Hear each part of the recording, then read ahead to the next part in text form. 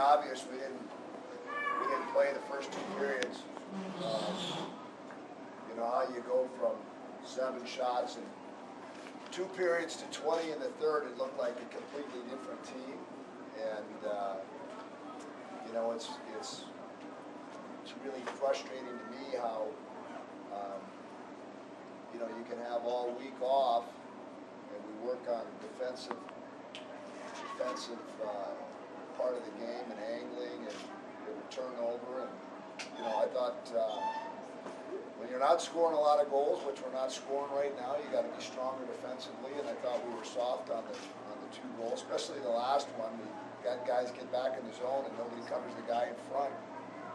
But the first, you know, the excuse is not the excuse. The whole reason is we didn't compete hard the first 2 periods of the game, and it's pretty hard to win a game if you don't compete the first 2 periods. How do you go from you know, like I said, 7 shots to 20? It's hard to put a handle on it. Guys got to get themselves ready to play, and you got a responsibility to make sure that you're on your A game. And you know, we're talking about with our young guy, 25 years old, Scott Howe's out of the lineup. We got some, you know, some veteran guys got to step up, and it's a tough one to watch. I'm sure it's pretty frustrating from the stands watching those first 2 periods. You know, then the third period we get 20 shots, and their goalie's been playing great the last 10 games. And you know, when we had traffic, we didn't have good shots, but pretty frustrating. Coach, can you take anything positive from the fact that for the last 25 minutes your team controlled the game, you threw everything? Well, you can take something positive out of that. I mean, you have to, you know, but the magic question is how do you duplicate that to start the first period tomorrow night? Right.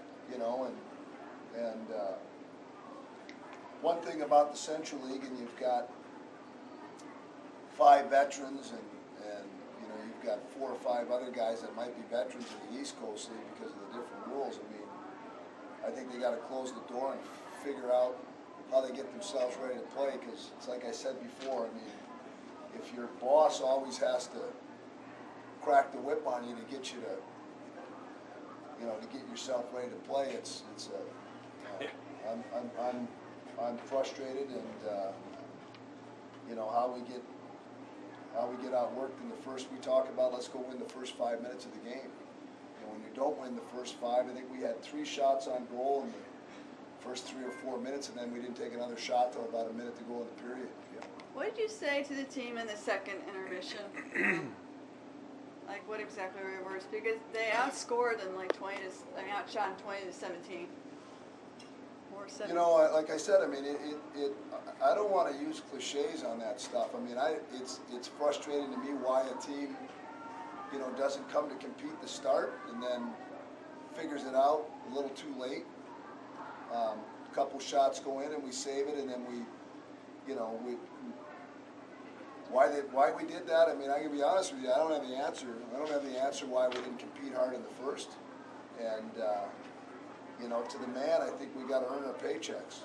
And I didn't think anybody was earning them the first 40 minutes. And, you know, we got guys who are paying well, and I'm not going to stand, you know, I'm not going to stand for much more of this. I'm getting tired of watching some of the stuff that's going on, and I'd like to find an energy guy and maybe a good forechecker. Also, that Sills weren't having an equipment issue at the end of the second period? No, just because we only had 14 players, I was just trying to give the power play a little rest, so I just slowed the game down a little bit by changing the goalie. You got Wichita beat Tulsa tonight 5-1. Yeah, Wichita's playing well. I mean, we're going to have our hands full tomorrow night, no doubt about it. We're going to have our hands full, and you know, but I think, you know, Denver's had the same record as us the last 10 games, 7-3. Yeah. And when we decided to play, if we would have played that way the whole game, you know, I think we would have had a different outcome. So we got to figure out. We got about 20 hours to figure out how we're going to bring that energy from the third period to the first period tomorrow night. We're going to get Montgomery back. he's coming back after the game, and that'll help a lot. And Brennan's just got a bruise, so maybe he'll feel good enough to play tomorrow. We'll see. How is So- Scotty House doing? Right now? Scotty's doing much better than I thought, and he may be in the lineup. He wants to play Wednesday. I'm not sure I'm going to play him Wednesday, but right now we're expecting to play by next Friday. Okay. Silverthorne looked pretty confident in the net, came up with some big saves to keep it at 2-1. Made some great saves, and you look at we have an icing, and you think we're going to change, and we dump the puck soft out on the blue line on the first goal, and then we don't forecheck it well. We worked on that angling. We don't angle. We let them come right back up the middle, and all of a sudden, you've got 5 guys on the ice on a soft play at the far blue line, and they got a 3-on-2 with their leading scorer, getting the puck at the top of the circles. Same thing with it's a game of mistakes. Yeah. And when you watch some of that stuff unfold, it's frustrating when it's things that you work on. So we're we've put ourselves a bit in a hole here. We gotta just man up tomorrow night. Everybody's got to take a look in the mirror, look at their teammates, and say, I'm going to give it my best game. And if we give it our best game, we can beat anybody. But if you don't give it your best, you end up like that, 7 shots in the first 2 periods. Anybody else? I know you're frustrated with, you said what they're doing. Is it a fine line you have to walk with, sticking with the guys, and then trying to see if I got a short list of guys I'm going to bring in, like you said, energy guy or something like that?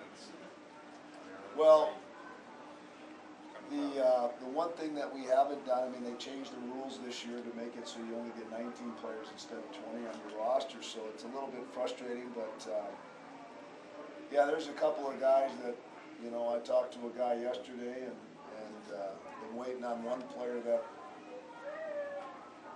finding out if we're going to get him. I've been working on getting that guy since the beginning of the season, but he got injured in training camp, so we're not just sitting here because most teams are carrying more than 20 players, and so we can bring a guy in and not let somebody go. But if guys got to step up and earn their spot every night. The one thing that we don't have here is we don't have it right now is guys sitting in the wings waiting to come in. But good team, first place team. I don't want to push the panic button. We're a first place team. We didn't play like that till the 3rd period. We didn't play like a first. We played like a last place team, and that's the fine line.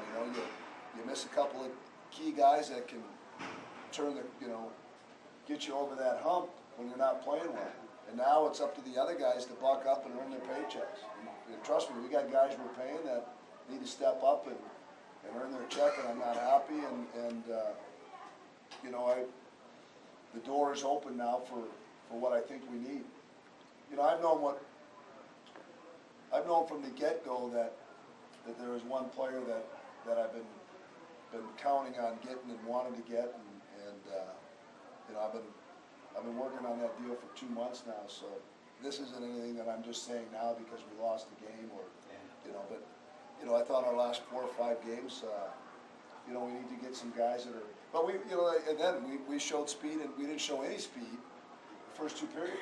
We didn't show any speed, and we were dumping pucks before we even had to dump the puck. And that's not something that's not part of our game plan. But like I said, you got to get yourself ready to play, and right now it's a great opportunity for some of these guys that we have that aren't scoring to step up, and they're getting the opportunity. They got to do something. Is there still a possibility of an NHL type guy you mentioned last weekend? You know what? They with this news of the owners meeting with the players, and then I had a guy that I was been talking to, and he said, "Well, I think the lockout's going to end today." And boom, you're away. All of a sudden, everything blows up. So, but we got a couple of defensemen that I can move up to forward. If our forwards don't want to skate, we get a couple of D back, and Clark is a hard-nosed kid and had some great hits, and he can play left wing, and Daniel's played forward his whole career until his sophomore year, and he's got a ton of speed. And if I got forwards that aren't skating and don't want to get in and forecheck, I got a couple of defensemen I'm going to put up there. I just couldn't do it tonight because we only had 5. But I can tell you tomorrow that if we start like that, we got Monty in the lineup. I can tell you Clark's going to be in on the forecheck, and he's not afraid to go in there you know, run somebody over, so. That was we gotta have a little beautiful spark. open ice hit he had in the third Yeah, period. he's- I mean, You know, it's, like he had him lined up. I mean, those guys are, you know, they're earning their paychecks, our rookies aren't our problems, you know? Yeah. But, like I said, I mean, you just gotta get yourself ready to play. We come out and have a big game tomorrow night, we just gotta learn from these things and figure it out. But, you know, I don't wanna wait, I don't wanna go like this, you know, one game we're on, one game we're off, one period. We gotta get some consistency, and it might take a couple of changes so that we can carry an extra player, and if guys aren't ready to play, they can sit in the stands the next night. Appreciate the accountability you make them ready to play. Well, I mean, it's, you know, it's countable all the way through the you know, the management. I mean, we worked on things all week, and, you know, you see the first goal, something that you worked on, you know, both goals, things that you work on. But like I said, it's a game of mistakes. What I can take the mistakes, it's the lack of effort and battling. You know, two things that you're in control of, and I had a talk with with Daniels this morning, and we said, hey, look, if you want to make it to the NHL, you're going to have to pick up the battle. You know, be a nastier guy to play against, and you know, we're not asking you to fight, but, you know, we like to get a little bit more bite back there, and I thought he was outstanding tonight. You know, he rushed the puck, he finished checks hard, he whacked guys, and like I said, I mean, it isn't, certainly isn't our two young guys. I mean, like, you know, we've got guys with 250, 260, 300, 400 games, and those guys got to step up and start making some stuff happen. Otherwise, I'll put them on the IR and put somebody else in. All right? Thanks. Go ahead. Tonight, you honored Garen Dell. What do you think about his performance? I mean, like the past two games. Well, he's been great. I mean, you know, he's playing tomorrow night, you know, but I think both our goaltenders, both our goaltenders have been outstanding, and you know, I'm real happy with our tandem. And one of the things that goes into when you have a budget in the salary cap is you look at what you're paying. And our goaltending, you know, for the amount of money that we're spending on goaltending, that's not our problem. You know, our problem isn't our goaltending. It's you know, our established guys got to step up. And I said it before. I mean, we've got 4 or 5 guys, 250 plus games, that have like 3 or 4 goals between all of them over 10 games, and I'm getting tired of it. You know, and you know, like I said, we've had Scott Howe, we've had some guys.